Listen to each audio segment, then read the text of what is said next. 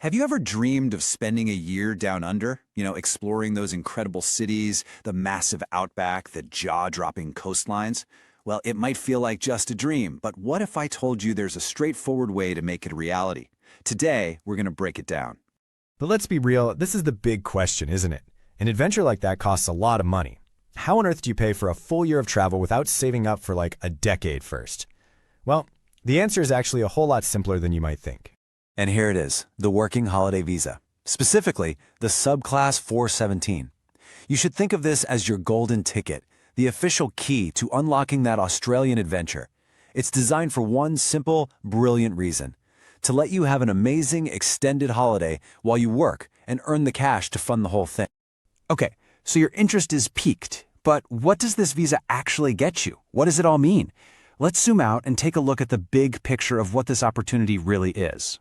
First things first, you get time, a full 12 months. That's a whole year to live, to work, and to travel your way around Australia. That is plenty of time to really soak it all in and experience the country, not just, pass through like a regular tourist. Right, before we get too carried away planning the ultimate road trip, we have to pump the brakes for a second and cover the most important first step: eligibility. Is this visa actually the right one for you? Let's figure that out right now. The first big hurdle is your age. Generally, you've got to be between 18 and 30 years old. Now, for citizens of certain countries, that age limit gets bumped up to 35. So you'll definitely want to double-check the specific rules for your passport. So beyond age, there are a few other absolute musts. You'll need a passport from one of the eligible countries, of course. And this next one is super important. You have to apply from outside of Australia. This is also a solo mission, meaning you apply for yourself and you can't bring any dependent children with you. And finally, this has to be your first time getting a working holiday visa of this type.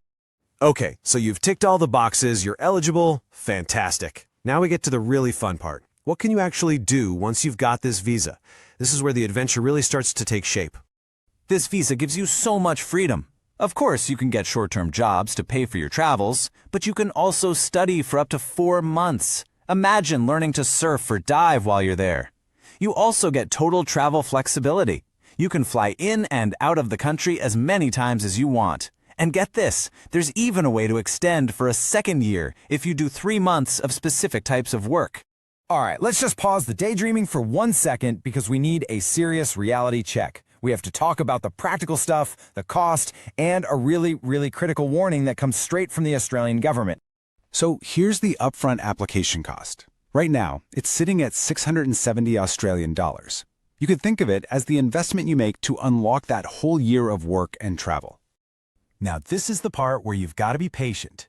Processing times are not guaranteed. They can and do vary a lot. The government has a guide tool you can check, but it's just that, a guide. Your application could take more time or less. You just don't know for sure. Which brings us to this incredibly important point. I'm going to read this word for word because it's that serious. Do not arrange travel to Australia before we tell you in writing that we have granted your visa. Seriously, do not book your flights. Don't make any plans you can't cancel until you have that official visa grant confirmation sitting in your inbox. So, let's wrap all this up with a quick, clear summary. These are the absolute essential rules, the core of the application process, to help you get everything right the first time around. Let's recap the non-negotiables. You must apply online, you must do it from outside Australia, and you must apply on your own. On the flip side, you absolutely must not bring dependent children with you, and you can't apply if you've ever had a 417 or 462 visa before. Just keep these simple rules in mind and you'll be on the right path. So there you have it, the essential guide to the 417 Working Holiday Visa. The path is pretty clear, the rules are straightforward. The only real question left is, what are you going to do with it? What's your Australian adventure going to look like?